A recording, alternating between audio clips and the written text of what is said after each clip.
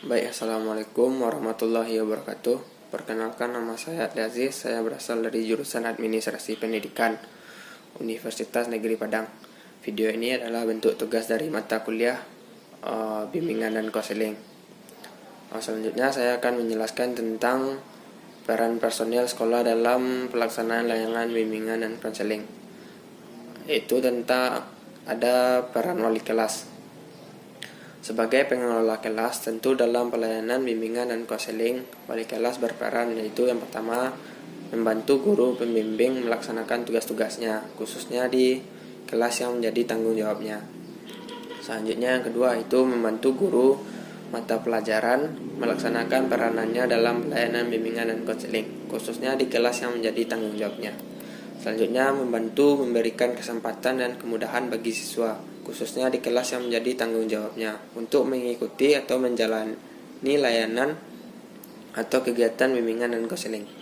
Yang keempat, itu berpartisipasi aktif dalam kegiatan khusus bimbingan dan konseling, seperti konferensi kasus.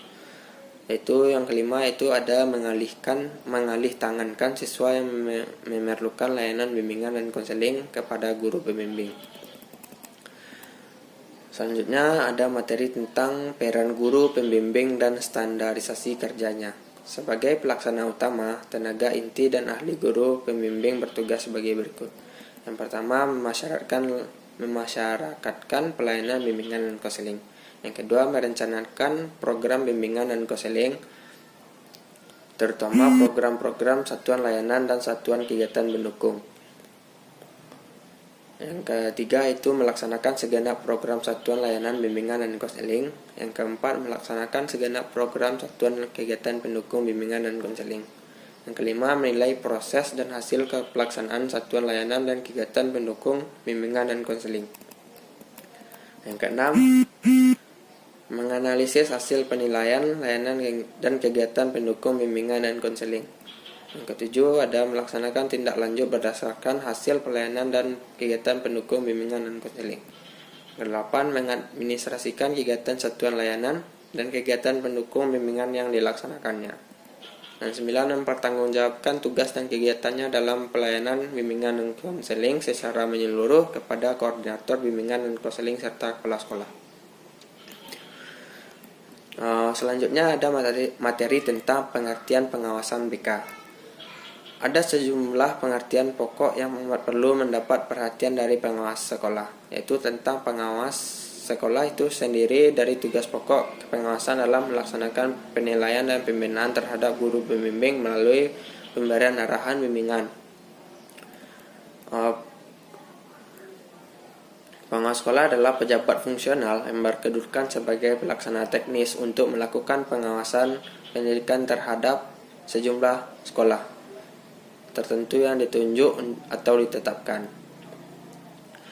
Pengawas konselor merupakan salah seorang anggota staf bimbingan yang bertindak sebagai selaku pengawas konselor. Ialah pemilik sekolah atau pengawas. Selaku petugas pendidikan, maka ia perlu menaruh minat pada program bimbingan dan harus memiliki beberapa kualifikasi tertentu yang penting. Artinya dalam meningkatkan relasinya dengan anak didik serta dalam usahanya untuk turut membantu anak memecahkan masalah yang dihadapinya. Uraian singkat tentang pengertian pokok tersebut adalah sebagai berikut. Pengawas sekolah adalah pejabat fungsional yang berkedudukan sebagai pelaksana teknis untuk melakukan pengawasan pendidikan terhadap sejumlah sekolah yang ditunjuk atau ditetapkan. Tugas pokok pengawasan sekolah adalah pengawasan adalah kegiatan pengawas sekolah dengan melaksanakan penilaian dan pembinaan guru dan tenaga lain dari segi teknis dan pelaksanaan. Yang kedua, itu ada pembinaan sekolah terhadap guru dan tenaga lain dengan jalan memberikan arahan, bimbingan, contoh dan saran dalam melaksanakan pendidikan sekolah. Yang selanjutnya, memberikan layanan bimbingan dan upaya pengawas sekolah agar guru dan tenaga lain di sekolah yang diawasi mengetahui secara lebih rinci kegiatan yang harus dilaksanakan. Selanjutnya ada supervisi bimbingan dan konseling, yaitu supervisi bimbingan dan konseling merupakan suatu relasi antara supervisor dan konselor. di mana supervisor memberikan dukungan dan bantuan untuk meningkatkan mutu kinerja profesional. Pada suatu prinsip mengakui setiap manusia itu mempunyai potensi untuk berkembang. Supervisi program bimbingan konseling di sekolah adalah kegiatan pengawasan dan pembinaan yang diberikan kepada para pembimbing atau konselor untuk membantu peserta didik yang sedang dalam tahap perkembangan guna mendapatkan situasi belajar mengajar lebih optimal. Baiklah, hanya itu materi yang dapat saya sampaikan. Terima kasih. Assalamualaikum warahmatullahi wabarakatuh.